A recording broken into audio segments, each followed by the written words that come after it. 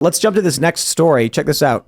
We have this from TV Line. Fox News issues cryptic statement in wake of calling Biden a wannabe dictator. Will heads roll? So we all saw this. Apparently Fox News had a panic attack because I just absolutely love. Look, we just talked about the expose from Matt Walsh, how Fox is woke and pushing woke indoctrination on their employees. An employee made a chyron that said wannabe dictator, referring to Joe Biden. Fox News panicked because they were now being criticized by their peers in media. Because yes, the people at Fox News care more about the opinions of MSNBC and CNN than about their own viewers. So by all means, well, look, I can only say this. The people who watch this show are currently not watching Fox News. So, yeah, exactly. How can we get that message to the Fox News viewer? But they put out this statement, and it was very, very, very vague. They say, the chyron was taken down immediately and was addressed. A spokesperson for Fox News told CNN in a statement, Fox admitted the message was inappropriate and that it had taken steps to address the situation internally, but declined to elaborate on specifics. Well, apparently they reprimanded the guy, the producer, who then resigned. I want to pull that story up, but I do want to mention one thing. I do think that chyron is inappropriate. Well, I'm sorry, inadequate. It didn't go far enough. That's what I meant to say. It didn't go far enough. And I think I often tell people this before the show, like, hey, make your arguments academic. Because an academic statement, and I mean that like a direct, intelligent sounding argument works so much better than a lowbrow insult. Wannabe dictator applies. Tucker Carlson put out a video at 6:30 today, hitting the nail on the head with the hammer about why Joe Biden is a wannabe dictator. But I think they could have put up a more powerful and serious chyron that no one could have complained about. It could have said, President speaks after unprecedented move of arresting main political rival. I mean, that right there, I feel would be substantially more powerful than just saying wannabe dictator. I don't feel that actually conveyed a good message. Yeah, I agree. I mean, I actually think it's much more powerful, as you touched on, when you have PBS, trying to quote unquote fact check Trump as he's speaking in a much more academic sounding way. But Fox is out here apologizing for this. How many times has CNN apologized for the chyrons that they had underneath Donald Trump, but right? So I have a couple pulled. Exactly. And Fox shouldn't be either. So I have one here about angry Trump turning briefing into propaganda session.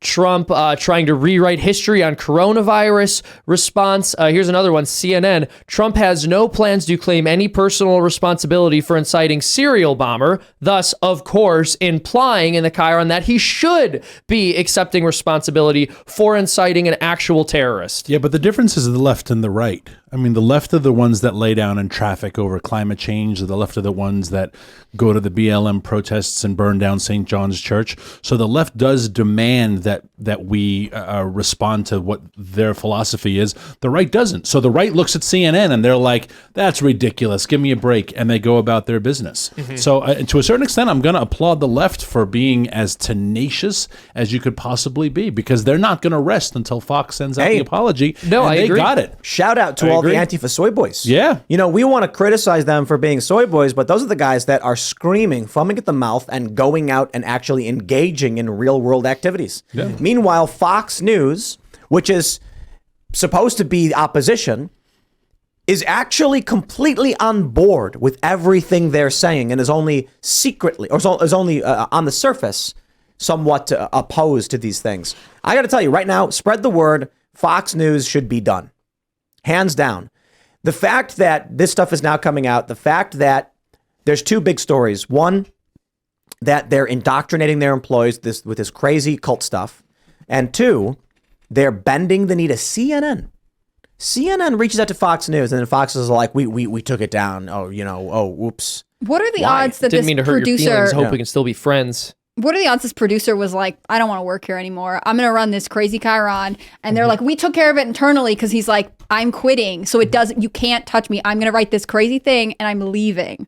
Because that's what it feels like to me. Like, if you're the person who wrote this, you knew that Wannabe Dictator would get you in trouble, right? I mean, at the very least, even if they weren't as, even if they weren't giving in to the other side, they know it's unprofessional. They know it's not blah, blah, blah.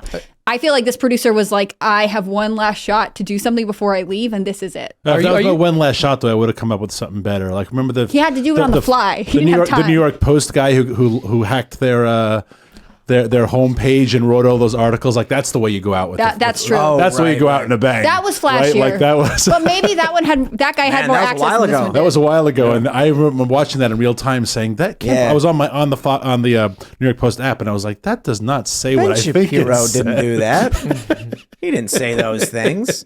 Or actually, that's the way to go out in a bang. Wow, Ben Shapiro's really pushing it this time. Yeah, for those that aren't familiar, there's a story where he was working at New York Post, right? Yeah. And he started just writing a whole bunch of crazy fake articles and attacking headlines. Yeah, just stuff you can't say on this segment, like just Yup. way over the top. Very crazy stuff. But that's not just quitting your job. That's saying like, I no longer want to work in media and I want to go flip burgers. Yeah. Or I've won the lottery and I don't need this job anymore. I mean, to be fair, they're similarly qualified, right? Flipping burgers? Yeah, make fun of burgers. No, exactly. I'm not insulting burger flip. It's true. No. They're underqualified if they're in media. I'm not even saying this as a joke or sarcastically. Burger flippers have more skills than journalists. I think that's probably true. That is not a joke. I mean, you can probably argue that some of these reporters, writers, journalists, quote unquote, at these outlets know how to use a content management system, which is like, okay, there's some skill involved, but dude, learning how to log into a website ain't no big deal. Now, you want to talk about somebody who's got to make a burger to specifications? Come on. You take the average journalist and say, make me a medium rare burger, and they're going to screw it up. They're not going to know what to put in it. How much do you put egg or do you don't put egg? I don't even know how to make a burger. Yeah. Like, I'm not going to go and rag on a burger flipper. They know how to make food. I don't. What's going to happen is they're going to end up flipping burgers, and then when you tell them they got the order wrong, they're going to call you racist. That's basically the level at which they're qualified. Or they'll Uber Eats it. They'll be like, no problem. No, somewhere else. But this really does bug me. Right, there are people who flip burgers who get paid a lot of money to do it, more than many of these journalists, $200,000 a year if you're like a top level dude who makes the best burgers ever. But typically at that point, you have like a staff of chefs. Yeah. But there are people who work at great diners. They make real burgers with real beef, seasoned perfectly, and they get paid less than these people. Yeah. That is a travesty of American capitalism. I'm sorry. No. I mean, people making burgers look, bro, it could be a McDonald's burger. They're bringing me more pleasure than these people are, right? Well, they're improving my life. McDonald's is like I would give McDonald's like a C-. It's like it's tasty. It's like, you're drunk at night and you're hanging with your friends at 2 a.m. and, if they're open, you can get a burger and whatever.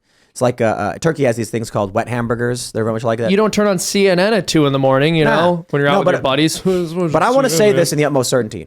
A person who produces cheeseburgers is benefiting society. Yeah. Unquestionably. Oh, no doubt. Somebody's got to go to work. They don't have a lot of time. They want to go with their family and just grab a burger and fries. I'm not talking about gorging yourself. I'm talking about a good cheeseburger, bacon maybe, caramelized onions. What do these BuzzFeed people produce? Listicles about celebrities? I used to like their quizzes. When they're stuck to quizzes, I was like, bad that sparks cheeseburger, joy. though. I think even a bad cheeseburger has more to offer. I agree. It's sustenance. But I will defend good writing. So I don't want to lump all journalists together. Like, you can still read an article in multiple outlets, and a very well written, a good writer is rare, and it's as good as a good burger, which is rare. There's tons of lousy burgers, and then you get a great one. There's tons of lousy articles, but every now and then you read one and you're like, that's a great writer, and that has value. There's real journalism. It exists. Yes. James O'Keefe. Just good writers though. But like I'm talking about like print. No, I agree. Print. Yeah. The issue is that guy who wrote there was that article we were just reading, Colorado Sun, I think it was, it said BLM protests slowed the spread of COVID. Like, that guy. That's beautiful. So imagine you went to a diner and you said, let me get a cheeseburger. And instead they brought you out like a garden salad. No. Garden salads have nutrients. They brought you out like scum from the bottom of a table, scraped off with a paint scraper and put on a plate, something completely inedible that smells terrible. And they said, that's your food. Like, I can't eat that. And if you did eat it, you'd get sick. It would poison you. These people produce the They produce brain poison. They want you to eat things that poison your brain. That's what they make. It is a net negative on society. And then there's the combination of the gifted writer who's also poison. And I'm thinking of the guy who wrote the profile piece on Pete Buttigieg a couple of weeks ago. that was amazing. When he walked me through an apse in the cathedral of his mind. I thought, holy cow, like that's a very beautiful poetic line.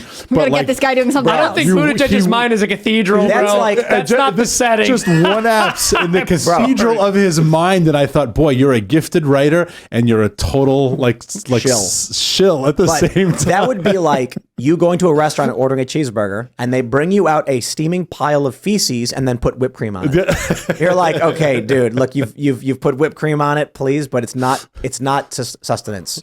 It is a net negative. So if you look at the holistic picture here, people flipping burgers, they're keeping us fed.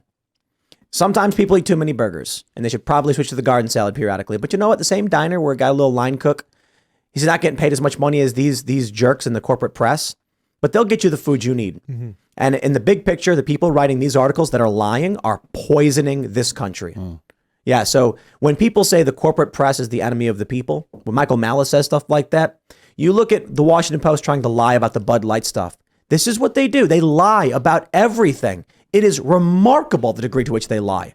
But people are waking up to it. They're starting to realizing it's BS, and I'm glad to see it. I also wonder if as dangerous as the lie is the omission, as when you open up the Washington Post and they just don't report the story. It's everyone saw it. It happened yesterday, and they just ignore it. It's as if it didn't matter, and that I think is just as dangerous. Well, exactly. So there was a YouGov poll in 2017 that showed 60% of Democrats believed that Russia actually tampered with voting tallies in the 2016 election. Now, no one in the media ever actually said that happened, but they just repeatedly said Trump, Russia, possible collusion. And it got to the point where this had been repeated so many times, your average person just took for granted that it happened. And then they went to the most extreme version of what they were hearing because, of course, no one in media was willing to clarify that wasn't what was happening. So even though they didn't say anything openly dishonest, at least the ones who didn't know that there was literally nothing to the allegations of collusion, they were convincing people to believe something which was totally factually inaccurate. Thanks for watching this clip from the Timcast IRL podcast. Hang out with us live Monday through Friday at 8 p.m. and become a member over at timcast.com for uncensored, members-only shows exclusive. Thanks for hanging out, and we'll see you all next time.